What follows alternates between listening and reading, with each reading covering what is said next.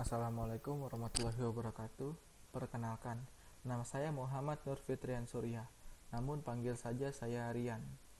Saya dari Universitas Gunadarma, jurusan Teknik Informatika. Pada kesempatan kali ini, saya akan menjelaskan tugas satu soft skill saya. Langsung saja kita masuk ke materi pertama, yakni aspek teknologi komputer. Pembahasan dalam aspek teknologi game komputer terdapat 7, yaitu sejarah game komputer, komponen game, jenis-jenis game komputer, game online, efek game, perbandingan antara jenis game, dan game manajemen. Namun di sini saya hanya akan menjelaskan 3 poin saja, yaitu sejarah game komputer, komponen game, dan game manajemen. Lanjut, sejarah game komputer.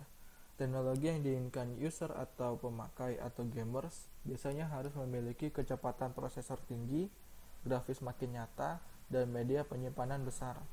Nah, kenapa kecepatan prosesor tinggi dibutuhkan? Karena agar saat melakukan sebuah aksi dalam sebuah game itu tidak patah-patah, tidak nge-lag gitu. Grafis makin nyata. Nah, kenapa dibutuhkan? Karena semakin nyata grafis yang diberikan sebuah game, maka akan sangat menarik peminat akan sangat menarik peminat dan media penyimpanan yang besar. Nah, bisa dilihat ya, pada zaman sekarang ini kan game-game yang bagus seperti ini, yang membutuhkan spek seperti ini, udah pasti memiliki memiliki size yang sangat besar. Oleh karena itu kita butuh media penyimpanan yang sangat besar. Arti dari game komputer, sebuah permainan di mana media permainannya yaitu terdapat dalam komputer. Melalui program game, user akan terhubung dengan komputer untuk memainkan game tersebut. Selain itu, pengendali untuk user melalui device tambahan seperti keyboard, mouse, atau konsol lainnya, di mana konsol tersebut sebagai penerus inputan dari gamers ke game, dan dari game akan ditampilkan ke output. Output di sini berupa layar atau monitor. Game generasi pertama. Pada tahun 1952, di Universitas Cambridge, Amerika Serikat, seorang yang bernama Douglas menuliskan sebuah tesis untuk gelar sebuah PhD-nya mengenai interaksi antara komputer dan manusia. Dalam tesisnya itu, beliau menciptakan game komputer dari sebuah permainan tradisional bernama Tic-Tac-Toe. Game ini diprogram dengan memakai komputer Advac Vacuum Tube yang memiliki layar berupa cathode ray tube atau yang disingkat CRT. Terus tahun 1958, Tennis for Two diciptakan oleh William Higginbotham. Jenis PC yang beliau gunakan untuk menciptakan game tersebut ialah osiloskop. Nah, osiloskop dapat dilihat di sini seperti ini tampilannya ya. Jadi game tersebut dimainkan dalam tampilan seperti osiloskop ini. Pada tahun berikutnya, tahun 1961, game Space War diciptakan oleh Steve Russell. Nah, bisa dibilang perkembangan game generasi pertama itu dimulai pada tahun 60-an. Mengapa? Karena pada tahun ini tuh PC bisa dibilang barang yang sangat mahal. Oleh karena itu PC ini membutuhkan sebuah hiburan gitu untuk bisa menghibur atau mengisi kekosongan dari PC tersebut, karena PC tersebut saja sudah mahal kan. Lanjut, game generasi kedua. Pada tahun 1971, game Space diciptakan oleh Nolan Bushnell dan Ted Dabney. Nah, Space adalah game kategori arcade pertama di dunia. Lanjut, tahun 1972, game Pong Nolan Bushnell dan Ted Dabney diciptakan untuk jenis PC Atari komputer. Pong adalah game terbuka untuk publik pertama. Pada game sebelumnya hanya disediakan untuk mainframe saja. Pada tahun 1980, game Asteroid dan Lunar Lander oleh Atari. Jenis PC-nya komputer biasa. Nah, dua game tersebut, game Asteroid dan Lunar Lander ini adalah game pertama di dunia yang didaftarkan ke kantor hak cipta untuk mendaftarkan hak paten. Grafis yang diberikannya sangat penuh inovasi baru di mana menyerupai garis-garis seperti di osiloskop. Oh iya, ada sekilas info nih. Game Pong ini adalah game tentang pingpong yang kemudian diterjemahkan menjadi Pong dan akhirnya berganti nama pada menjadi Breakout. Lalu game Breakout ini dikembangkan oleh Steve Jobs untuk Atari. Steve Jobs dan Steve Wozniak bekerja sama membangun sebuah PC dengan meminjam semua peralatan yang digunakan untuk membuat sebuah game Breakout tersebut. PC yang dibangun tersebut adalah prototipe Apple I. Nah, inilah cikal bakal dari device yang bernama Apple Macintosh atau Apple Mac. Jadi Steve Jobs ini yang seperti yang kalian ketahui, Steve Jobs adalah founder dari Apple ya. Lanjut komponen-komponen game. Di sini terdapat 4 komponen, yaitu komponen pertamanya skin atau skenario, yang keduanya aktor, yang ketiganya rules, yang keempatnya environment. Skin atau skenario adalah aspek yang sangat diperhatikan dan menentukan dalam pembuatan sebuah game. Bila skin atau skenario ini membosankan, maka user akan mengajukan game tersebut. Yang kedua, aktor. Aktor adalah aspek kedua yang sangat penting dan harus dibuat semenarik mungkin dan harus dibuat banyak pilihan. Karena kalau cuma satu, tentu user pasti akan bosan lagi. Karena masa kita pakai karakternya itu doang sih. Kita juga pengen kan karakter-karakter yang lebih keren gitu sesuai minat para gamers. Terus yang ketiga adalah rules. Rules dibuat jangan terlalu kaku agar saat memainkannya kita enjoy gitu. Namun ada juga gamers yang menyukai rulesnya itu kaku. Mengapa? Karena gamers tersebut sangat suka tantangan, mungkin saja. Poin yang keempat adalah environment atau lingkungan. Lingkungan harus seiras dengan skin, karena bila tidak seimbang atau seiras, game cenderung membosankan atau bisa jadi game tersebut dibilang jelek. Kenapa demikian? Contohnya misalnya game memancing nih. Masa latar belakangnya di pasar kan nggak nyambung ya. Makanya kalau game memancing itu harus skinnya di laut atau di pinggir-pinggir pantai gitu agar menarik dilihatnya gitu. Lanjut,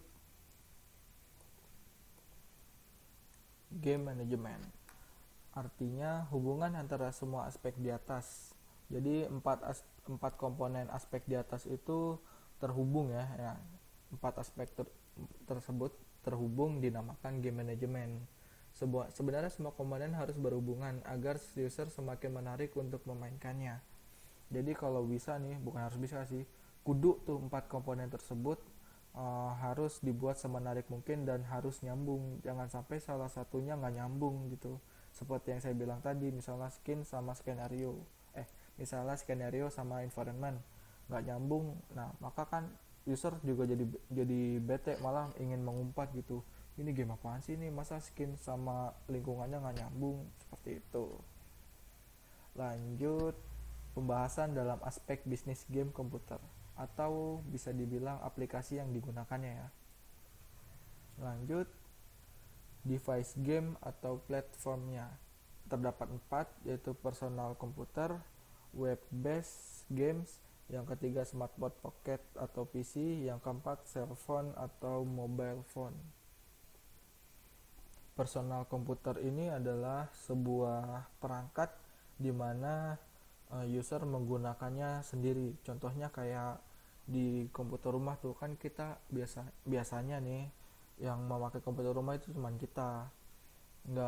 Terus kayak laptop gitu kan, setiap orang biasanya zaman sekarang udah punya laptop ya satu persatu. Nah itu bisa dibilang sebagai personal komputer. Yang kedua, web based games. Web based game adalah jenis aplikasi yang meletakkan gamenya di dalam server. User hanya perlu mengkoneksikan device-nya dan membuka browser untuk mengakses sebuah game. Contohnya kayak Gamesco ID, atau kalau kalian pernah dengar ada Parampa, Miniclip, seperti itu. Jadi kita nggak perlu menginstalnya dalam PC, kita hanya butuh koneksi internet dan kita butuh browser untuk membuka game tersebut. Yang ketiga, smartphone atau pocket PC adalah aplikasi game berdasarkan Windows Mobile 2003 atau 2004 atau Windows 5.0. Kalangan ekonomi yang mereka incar adalah ekonomi A dan kelas ekonomi B. Lanjut, smartphone atau pocket PC ini bukan HP ya, tapi smartphone atau pocket PC ini lebih ke seperti PSP gitu, Game Boy, Game Boy, seperti itu. Terus yang keempat, cellphone atau mobile phone adalah tidak terjadi beda sih sama smartphone atau pocket PC, tapi cellphone atau mobile phone ini yang dimaksud adalah HP kita itu. Kan HP kita udah banyak tuh ya game-game seru ya, bahkan lebih seru mungkin dari game PC atau game lainnya. Tapi yang membedakan antara poin 3 dan poin 4 adalah poin 4 mengincar sampai kalangan ke C. Jadi tujuan marketnya yaitu kalangan ekonomi A, B, dan C. Lanjut, aplikasi pembuat game. Ada 4. Yang pertama, Ogre 3D, Processing, Game Maker, dan Unity. Yang akan saya bahas di sini hanya Ogre dan Unity. Ogre 3D atau kepanjangannya adalah Object Oriented Graphic Rendering Engine. Infonya ya, yaitu Ogre ini mesin 3D khusus untuk adegan yang berorientasi objek atau grafik.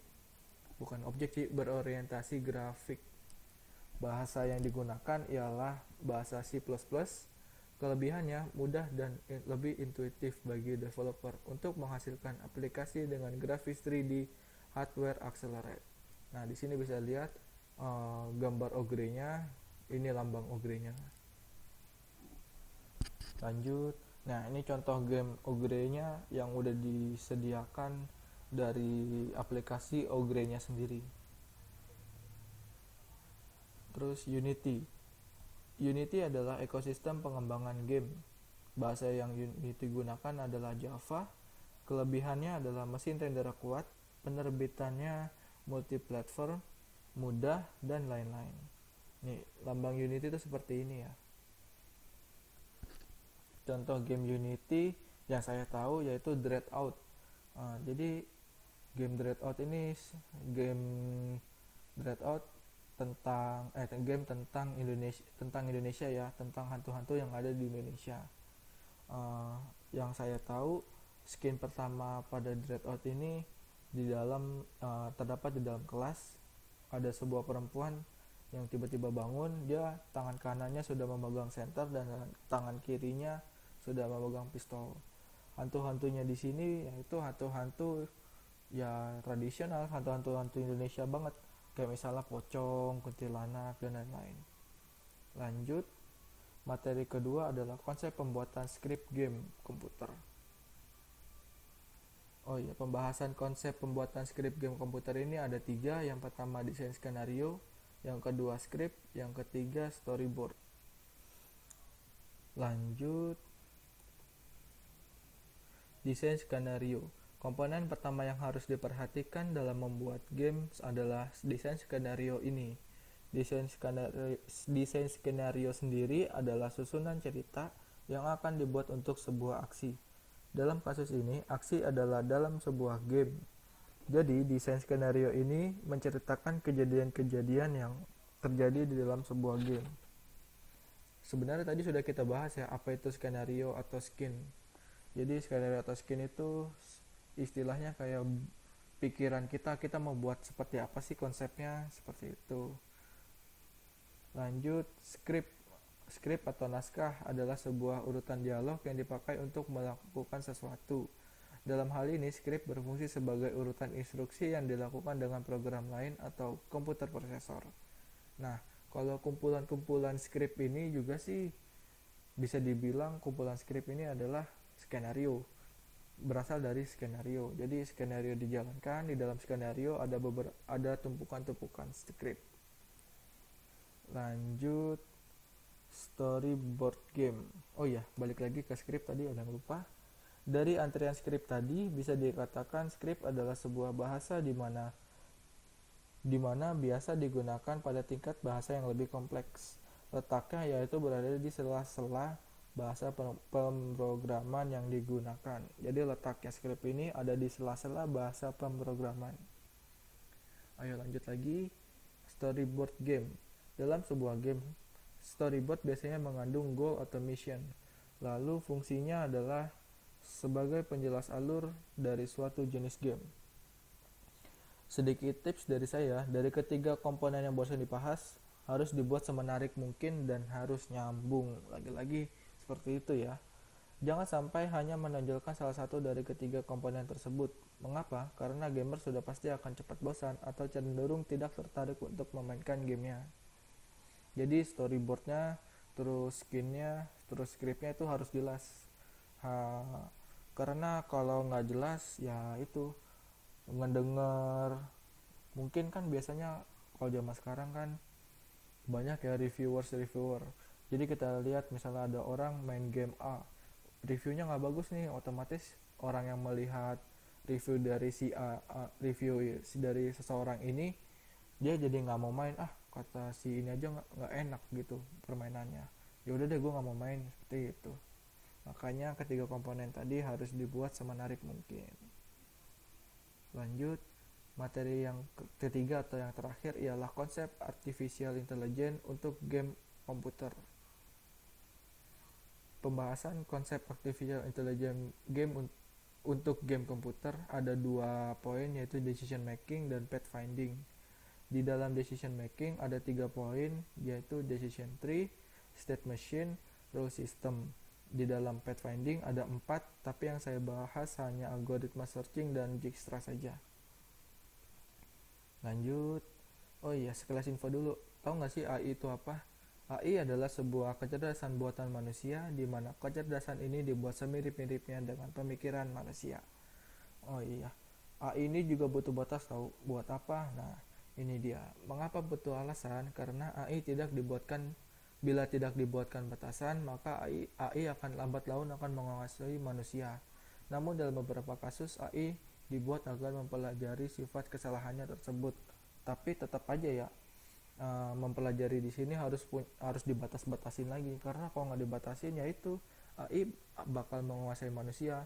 Bisa-bisa ntar kita bisa perang nih sama komputer. Jadi komputer bisa membangun sistemnya sendiri, seperti itu. Kan jadi serem ya, komputer tanpa dijalankan manusia tapi bisa membuat sebuah sistem atau apa-apanya sendiri gitu. Balik lagi ke materi, di yang pertama yaitu decision making. Nah, poin pertamanya dalam decision making itu adalah decision tree. Salah satu metode klasifikasi yang mudah dipahami dalam memprediksi suatu masalah. Decision tree ini menggunakan konsep struktur pohon atau hierarki. Tujuannya adalah mengubah suatu data menjadi pohon keputusan, aturan-aturan keputusan. Manfaat dari penggunaan metode ini ialah kemampuannya untuk menjabarkan atau menjelaskan proses pengambilan keputusan yang sangat kompleks lebih simpel, sehingga pengambilan keputusan tersebut lebih menginterpretasikan solusi dari permasalahan. Misalnya contoh di sini ya, titik biru adalah penerimaan calon mahasiswa baru. Nah, titik merah dan titik pink ini adalah, yang merah ini pertanyaan, yaitu apakah sudah lulus SMA. Jadi sebuah universitas titik biru ini akan menerima mahasiswa baru apabila mahasiswa yang di titik merah ini sudah memenuhi dia sudah lulus bersyarat saat SMA, berarti sudah punya ijazah ya. Terus titik pink ini ada bila calon mahasiswa ini belum lulus SMA, maka dari titik biru akan langsung eksekusi ke titik pink ini, dia langsung ditolak gitu. Terus kalau dari titik merah ini tadi dari sudah lulus SMA ya. Terus ada titik kuning dan titik hitam. Titik kuningnya ini bila calon mahasiswa ini biasanya kan di universitas butuh nilai batasan ya. Nah, titik kuning ini adalah nilai batasannya tersebut. Kalau dia sudah setara atau lebih dari nilai yang ditentukan oleh universitas tersebut, maka calon mahasiswa ini akan diterima di universitas tersebut. Bila nilainya kurang atau sangat kurang, maka langsung calon mahasiswa tersebut ditolak. Lanjut, kelebihan dan kekurangan dari decision tree. Yang pertama, kelebihannya perhitungan rumit tidak diperlukan karena metode ini hanya menguji data berdasarkan kriteria atau kelas tertentu. Yang kedua, fleksibel dalam memilih keputusan. Yang ketiga, simple. Kekurangannya, bila masalah atau percabangan banyak, maka waktu yang dibutuhkan lebih banyak. Hasil keputusan tergantung dari cara mendesain decision tree. Yang terakhir, pengakumulasian jumlah error setiap level dalam sebuah pohon keputusan yang besar. Lanjut, masih dalam decision making, dalam poin keduanya finite state machine atau VSM. Metode ini adalah salah satu dari metodologi perancangan sistem kontrol yang menggambarkan tingkah laku atau prinsip kerja sistem. Cara kerja sistemnya yakni terdiri dari state atau keadaan, event atau kejadian, dan action atau aksi. Kelebihan dan kekurangannya VSM. Kelebihannya adalah sederhana, komputasi ringan, mudah ditransfer dari abstrak menjadi kode program, dan kekurangannya mudah diprediksi untuk penerapan dalam game, kurang diminati. Yang kedua, implementasi ke sistem lebih besar atau lebih sulit. Yang ketiga, kondisi untuk transisi state adalah tetap. Lanjut, masih dalam decision making ya, poin terakhir yaitu rule based system. Sekumpulan aturan yang terdapat di dalam basis pengetahuan menggunakan mesin inferensi untuk menghasilkan informasi baru. Sebuah rule based system dapat dibentuk dengan menggunakan sebuah assertion set yang secara kolektif membentuk working memory dan sebuah rule set yang menentukan aksi pada assertion set. Strategi yang pertama yaitu jadi rule based system ini punya 4 strategi. Yang pertama, first applicable, artinya strategi sederhana namun berpotensi terjadinya looping. Jadi first applicable ini strategi sederhana tapi sangat riskan karena dia bisa looping di programnya. Terus random. Poin kedua strateginya random, artinya memberikan keuntungan yakni datanya dapat diprediksi. Terus yang ketiga most specific, artinya berdasarkan jumlah kondisi. Yang keempat least recently used, menyimpan data terakhir yang dipakai untuk nantinya akan digunakan kembali. Nah ini baru ini poin kedua nih, pathfinding. Poin pertama dari pathfinding adalah algoritma searching. Algoritma searching menerima sebuah kata kunci dan dengan langkah-langkah tertentu akan mencari rekaman dengan kata kunci tersebut. Contoh algoritma searching ada dua, yaitu sekuensial dan biner. Sekuensial adalah proses membandingkan setiap elemen larik satu per satu secara berurutan sampai elemen tersebut ditemukan. Pada pencarian biner digunakan untuk mencari dengan waktu yang cepat. Data disimpan dalam larik harus dan kudu. Kudu sudah terurut. Jadi kalau nggak terurut kita nggak bisa mencari dengan metode pencarian biner. Seperti itu. Lanjut, masih dalam pathfinding, poin keduanya atau poin terakhir ialah algoritma Dijkstra. Adalah sebuah algoritma yang greedy atau rakus yang menentukan jarak terpendek dari sebuah graf berarah dengan bobot bernilai positif atau tidak negatif. Ya, sekian, terima kasih.